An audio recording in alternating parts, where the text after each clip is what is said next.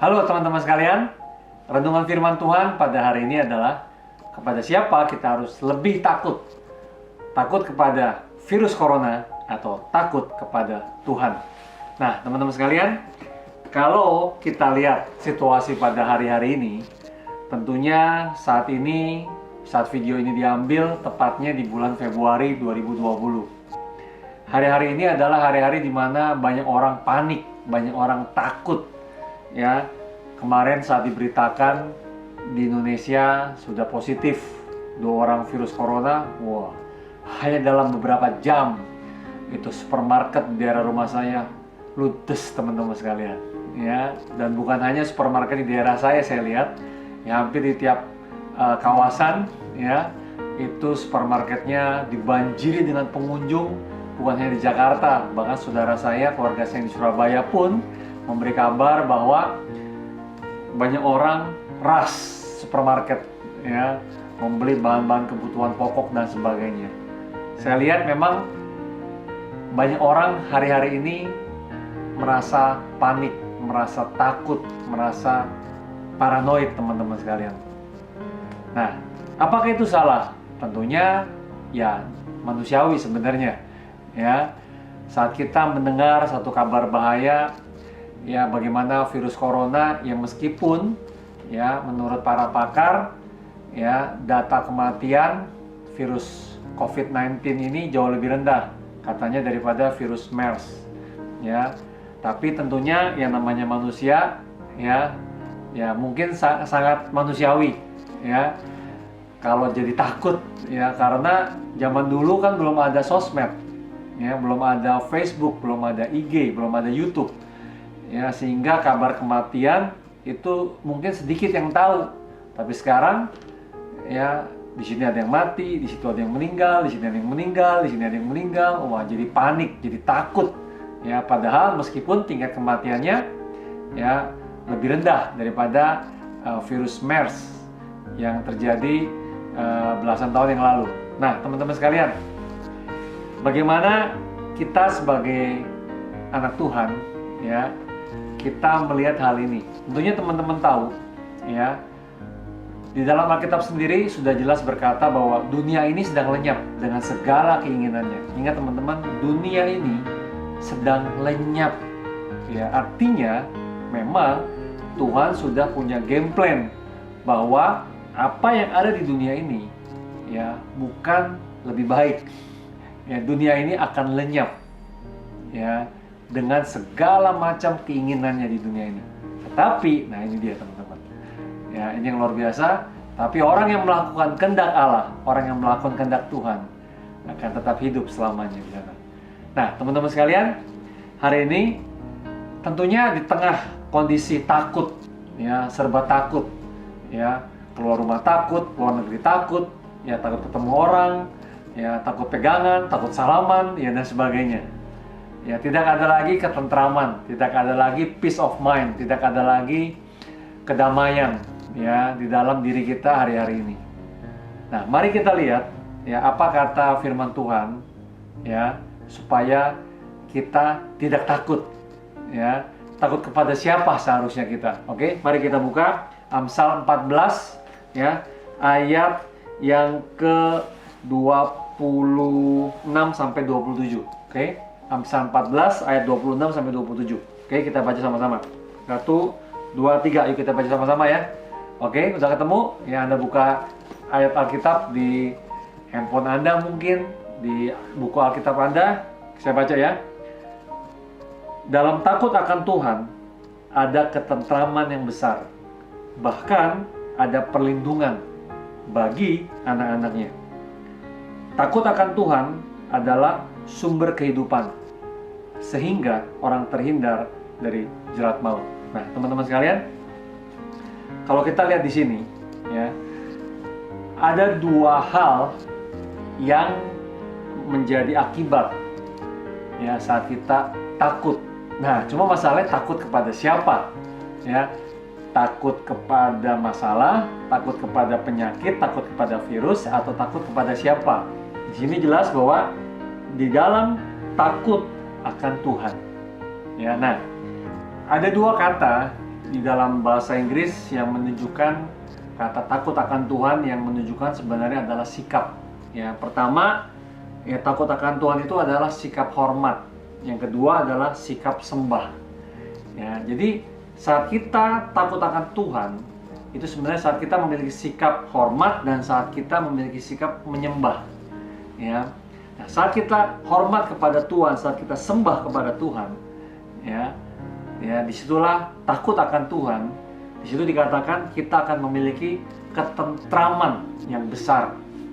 Kata ketentraman yang besar ini, ya, di dalam Alkitab terjemahan bahasa Inggris ditulis strong confidence. Wow, strong confidence, ya, satu confidence yang sangat kuat, ya, tentram, satu confident, ya, satu secure, satu keamanan, satu assurance, satu jaminan, satu hope, satu trust. Ya, disitulah kata ketentraman yang besar.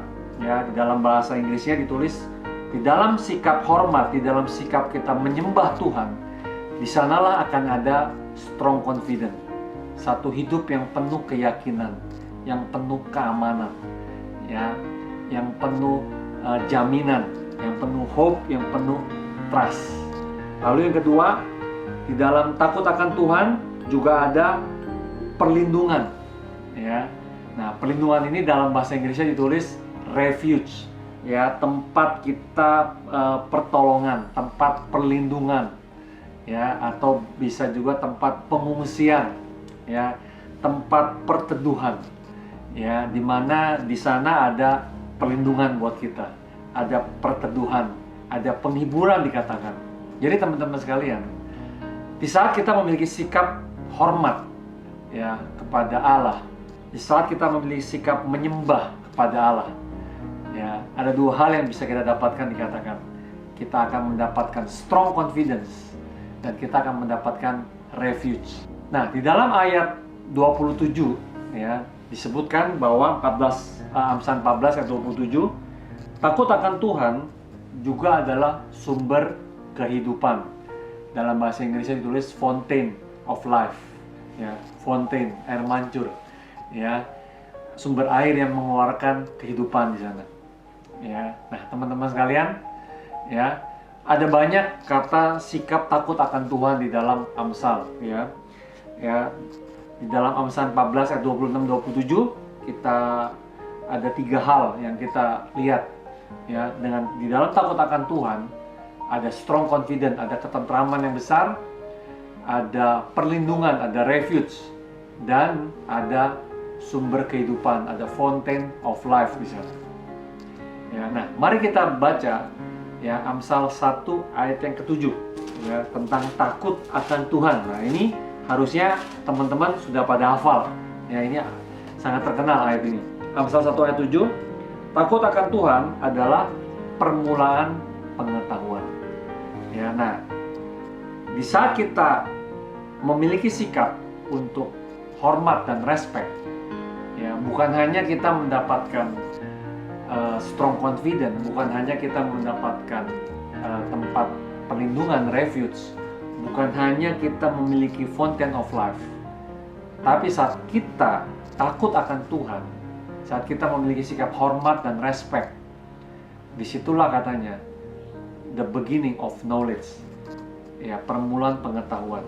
Nah, kata pengetahuan ini menarik teman-teman, ya.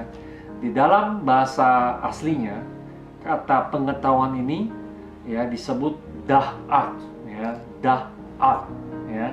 Nah, kata da'at ini, ya, pertama kali muncul di Alkitab itu, ayo tebak, ada yang tahu di mana?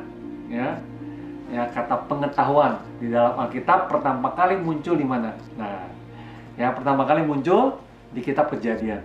Ya, oke, kita baca Kejadian, ya, Kejadian 2, kita baca sama-sama Kejadian 2 ayat yang ke-9. Nah, kita baca Kejadian 2 ayat yang ke-9.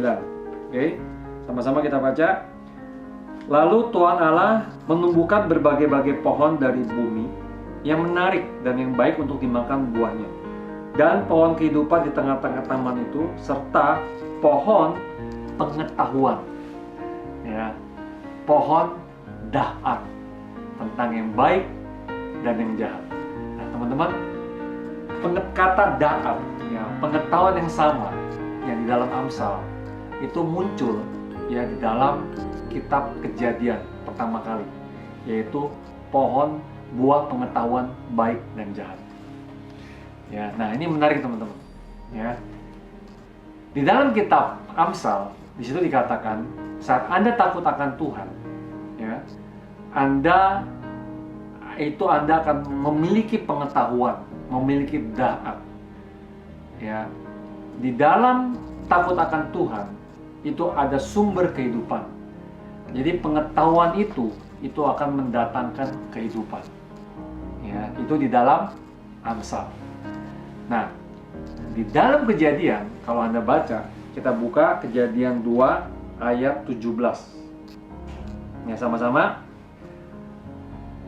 Mulai dari ayat 16. Lalu Tuhan Allah memberi perintah ini kepada manusia. Semua pohon dalam taman ini boleh kau makan buahnya dengan bebas. Sekali lagi, semua boleh kau makan dengan bebas buahnya. Tetapi, nah ini dia. Pohon pengetahuan tentang yang baik dan yang jahat itu, jangan kau makan buahnya. Jangan makan buah dari pohon da'at. Saat engkau makan buah da'at, di situ engkau mati. Nah, teman-teman, saya lihat ini, kontras banget ya.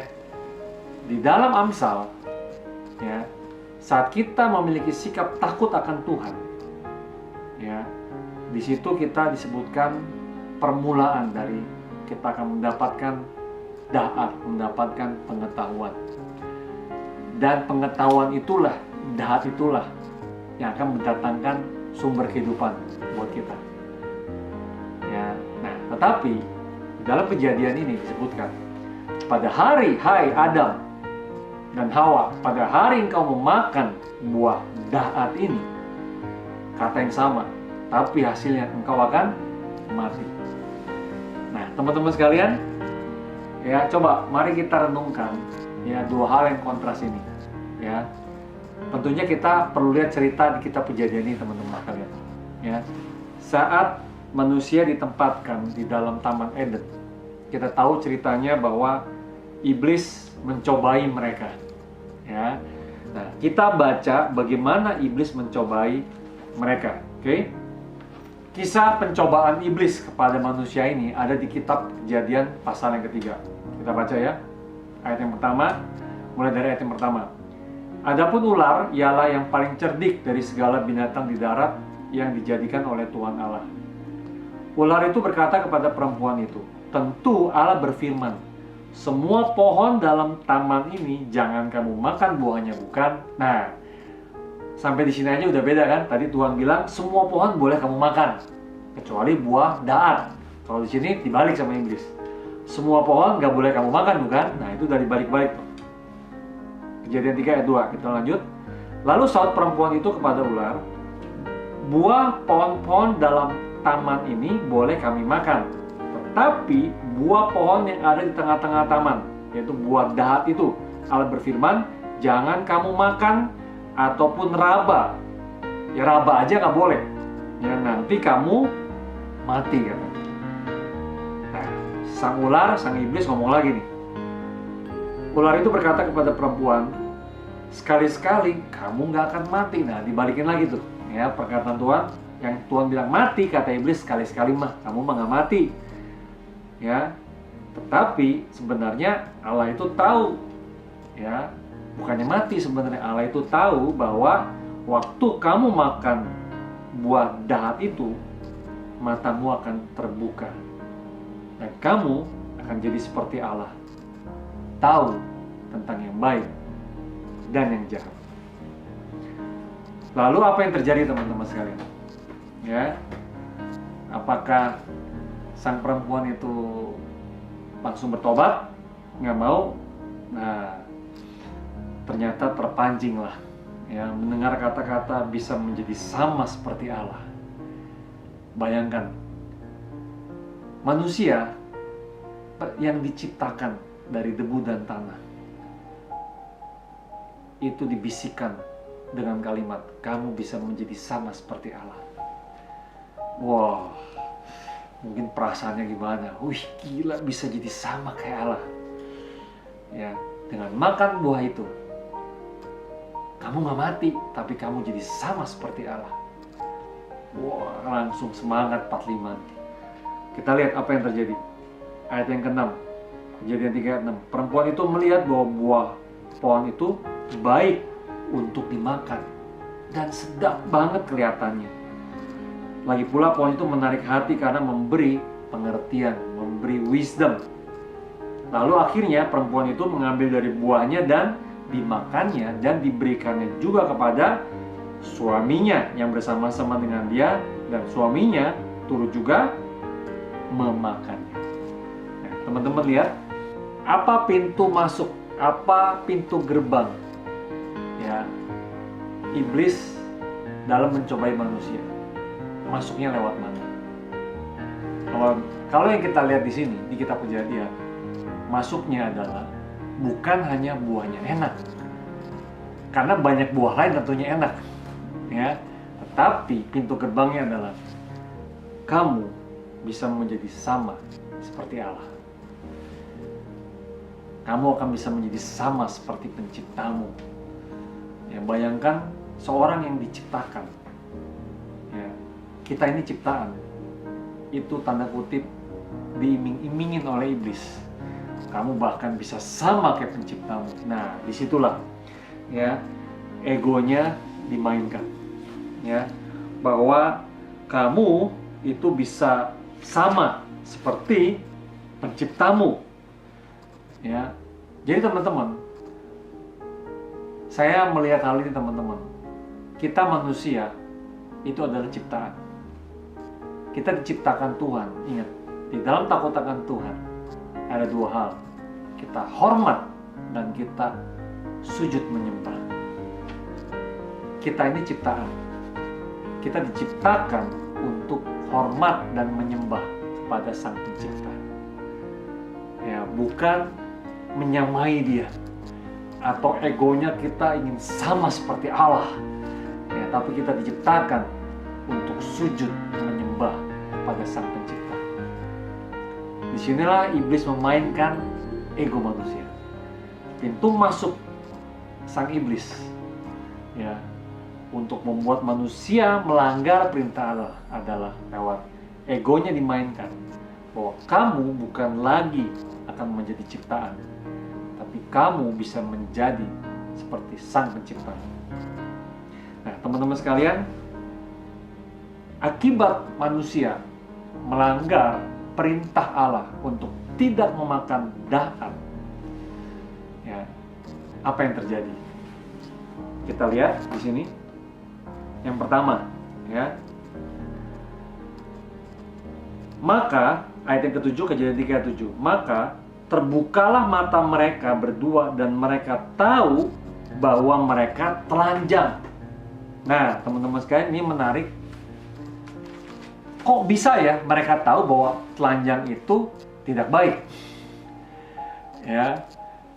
Jadi dosa itu membuat manusia itu menjudge, meragukan ya apa yang Allah sudah ciptakan. Ya. Dosa membuat manusia itu menghakimi bahwa apa yang Allah buat itu nggak baik. Apa yang Allah buat itu salah. Ya. Saya bukan ngomong bahwa telanjang itu baik ya teman-teman ya. Ya, Anda tahu tentunya konteksnya bukan. Bahwa manusia ini tadinya diciptakan manusia memang telanjang.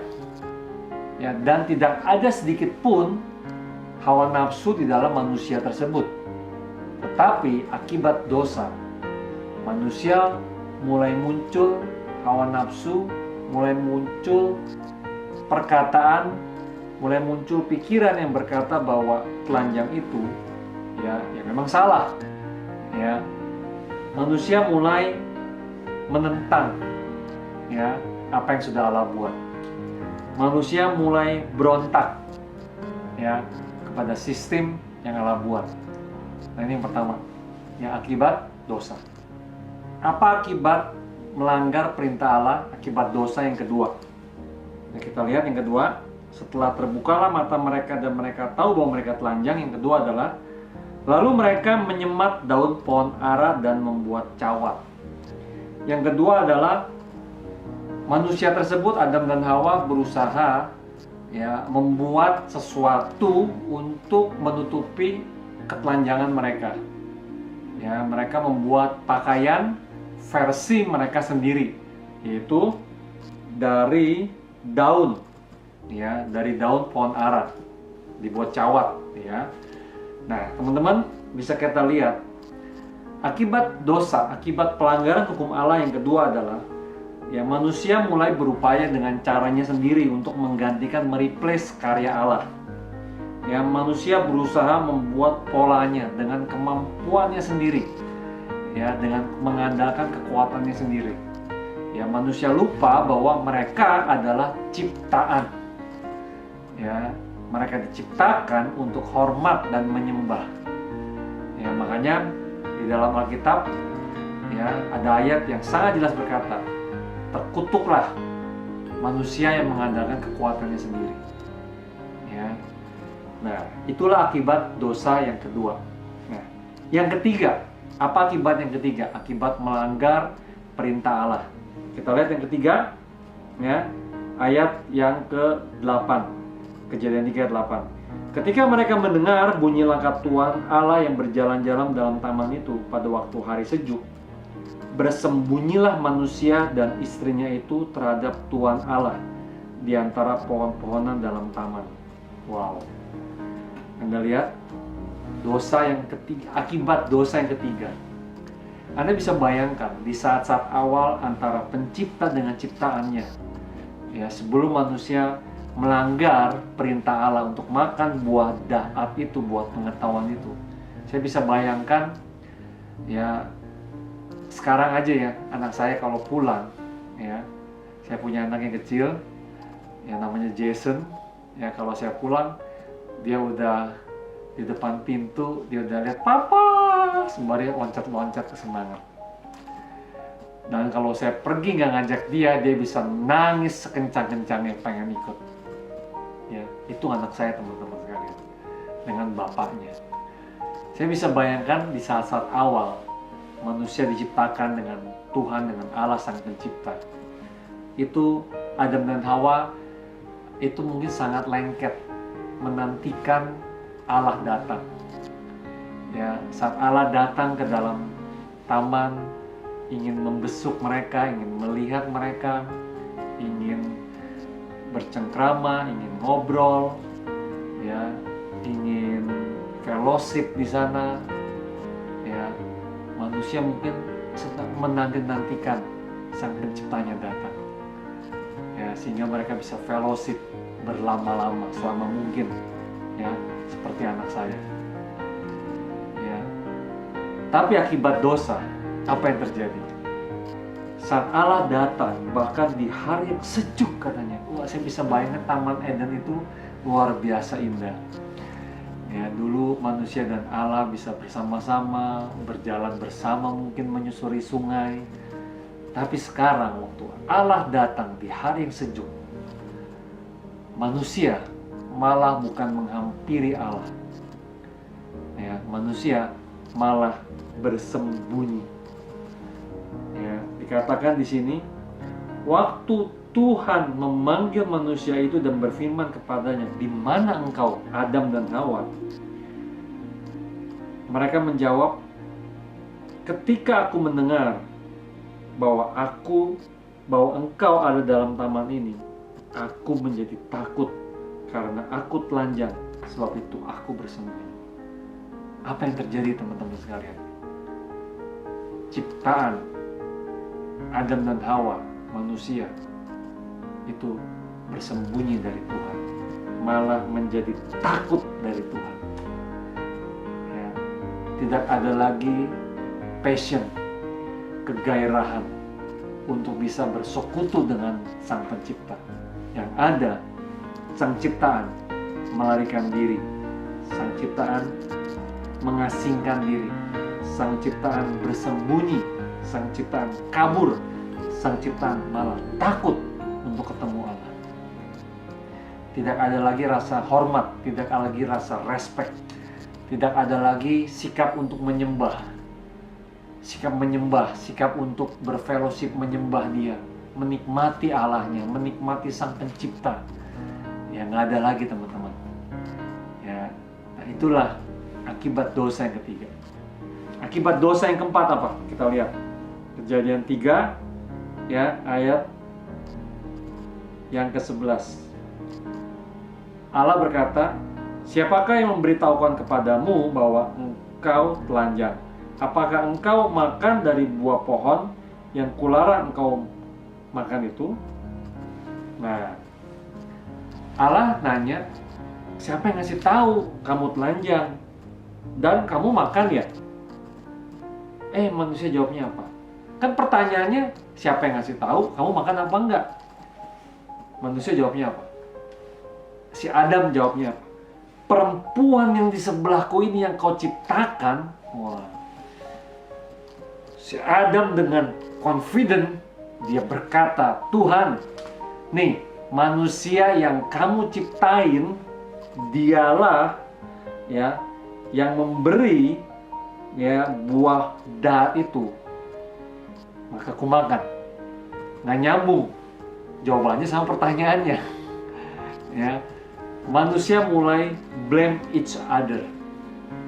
Ya, akibat dosa yang keempat, manusia mulai blame, mulai saling menjatuhkan, saling menyalahkan, saling menghakimi, saling judgment each other.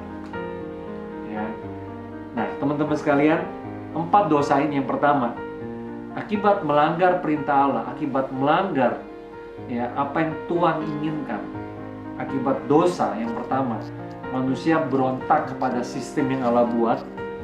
Yang kedua, manusia berusaha membuat sistem sendiri dengan usahanya sendiri, mengandalkan caranya sendiri. Lalu yang ketiga, akibatnya adalah manusia mulai bersembunyi, mulai takut ya untuk ketemu Allah, bahkan mulai mengasingkan diri, mulai nggak suka, mulai nggak nyaman dekat-dekat dengan Allah. Padahal manusia adalah penciptaan. Tapi ciptaannya tidak mau dekat-dekat dengan penciptanya. Apa yang terjadi saat ciptaan mengasingkan diri dari penciptanya? Yang keempat, si ciptaannya itu berantem gak karuan sendiri. Ya, manusia saling gontok-gontokan, saling menghakimi, saling egois, saling iri hati, saling judgment dan sebagainya, dan sebagainya, dan sebagainya. Nah, bukankah itu yang terjadi hari-hari ini teman-teman sekalian? Ya. Nah, terhadap 4 akibat ini, apakah Tuhan diam saja?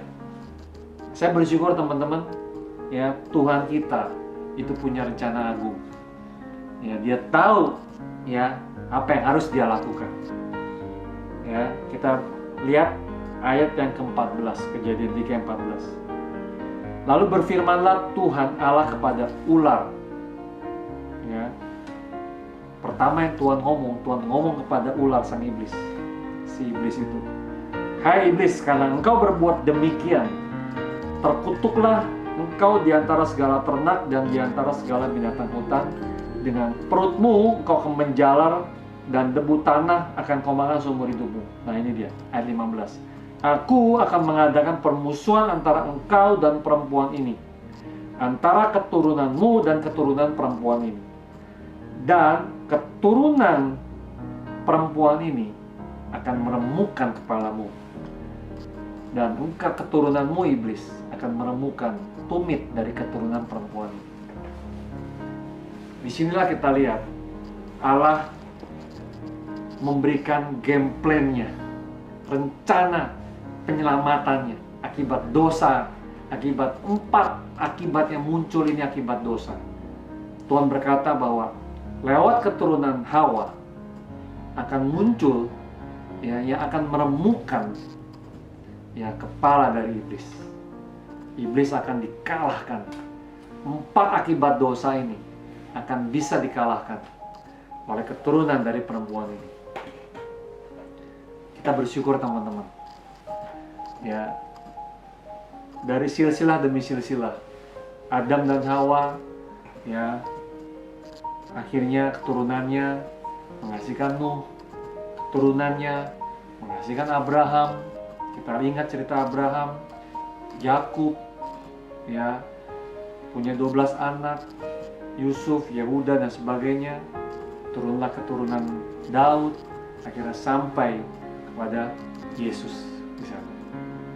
Ya, dan Yesus adalah keturunan dari perempuan itu, Hawa.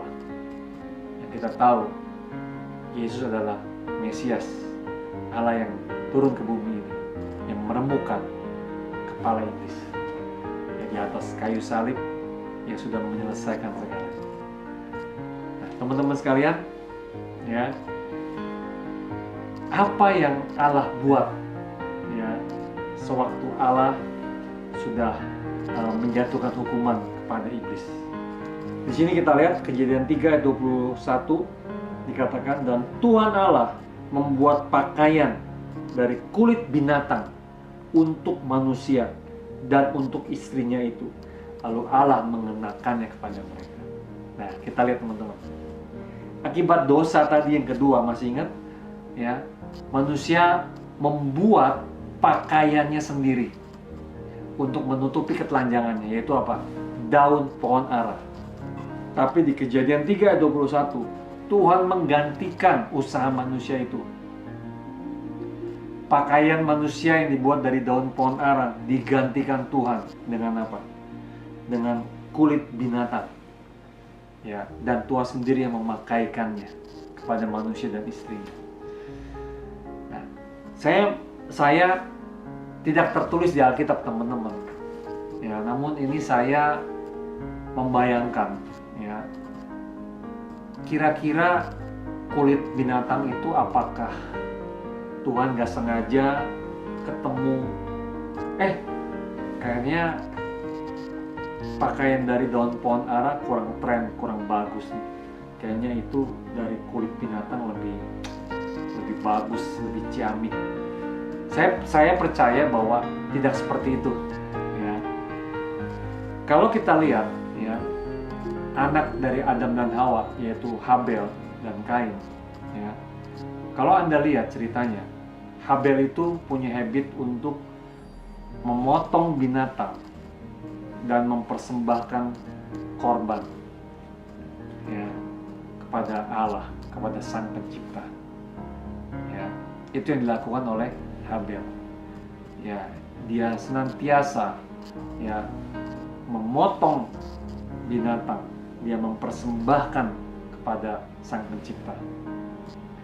Saat dia memotong, ada darah yang tercurah, ya, dan binatang itu dipersembahkan di atas altar, di atas mezbah, untuk dipersembahkan kepada Sang Pencipta sebagai persembahan yang harum.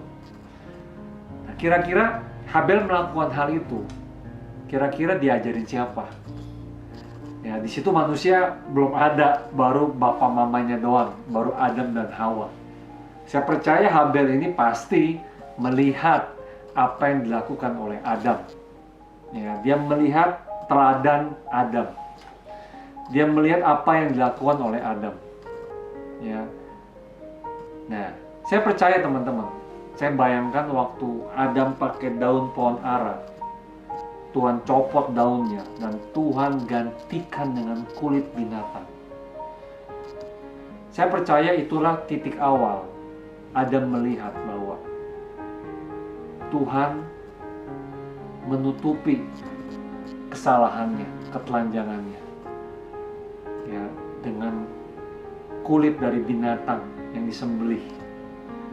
Ya, saya mungkin membayangkan di situ ketika Tuhan menyembelih binatang, ya, diambil kulitnya, dikenakannya pada Adam.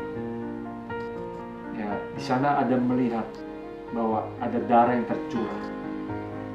Ya, ada persembahan, ada penyembelihan yang dilakukan. Ya, dan disitulah Tuhan menutupi kesalahan mereka. Tuhan menutupi dosa mereka. Dan saya percaya Adam pasti nggak berhenti di situ. Setelah dia melihat, ya, bahwa Tuhan Allah menutupi kesalahannya dengan korban binatang, ya, yang kulitnya diambil buat menutupi tubuh dia. Saya membayangkan Adam melakukan hal itu secara rutin, ya, untuk membuat Tuhan senang. Dan hal itu diturunkan kepada anaknya, Habel. Dan Habel melihat bahwa untuk membuat Tuhan senang, dia mempersembahkan korban. Nah, hari ini teman-teman sekalian, korban sudah diberikan buat kita, yaitu Yesus. Dia adalah korban yang diberikan oleh Allah Bapa untuk menebus dosa kita. Ya, 4 dosa ini, ya, itu sudah ditebus oleh korban Yesus di atas kayu salib. Ia disembelih 1 kali untuk selamanya, buat Anda dan buat saya. Sehingga sewaktu kita menerima Yesus, ya, sebagai anak domba yang disembelih untuk menebus dosa kita, ya, lewat Yesus kita ditetapkan menjadi anak, ya, dan sebagai anak kita bisa menyembah kepada Bapa, ya, muka dengan muka, ya, tanpa perlu ada penyembelihan hewan lagi, ya, karena Yesus sudah mati, sudah disembelih 1 kali untuk selamanya. Dan kita bisa sujud menyembah kepada Allah. Kita bisa sujud hormat kepada Bapa melalui Yesus. Kita bisa takut akan Allah melalui Yesus. Melalui Yesus kita bisa sujud menyembah kepada Bapa, menyembah kepada Dia, ya, 24 jam tanpa henti. Ya, melalui Yesus kita bisa takut akan Allah. Kita bisa menyembah Bapa, dan saat kita bisa menyembah kepada Bapa, disitulah ada ketentraman yang besar. Di saat kita bisa menyembah kepada Bapa tanpa rasa takut, tanpa rasa segan, tapi kita dengan rasa intim seperti Bapa dan anak. Ya, sebagaimana dahulu Tuhan dengan ciptaannya Adam dan Hawa, sebelum Adam dan Hawa jatuh dalam dosa, ya, mereka di taman, mereka fellowship di sana, dan Tuhan menginginkan itu kembali. Satu-satunya jalan untuk Anda tidak mengalami rasa takut di hari-hari ini adalah Anda mengenakan Kristus. Anda menerima Yesus sebagai Tuhan dan Juru Selamat. Disitulah Anda dikenakan pakaian baru di sana. Anda ditebus hidupnya untuk menjadi anaknya.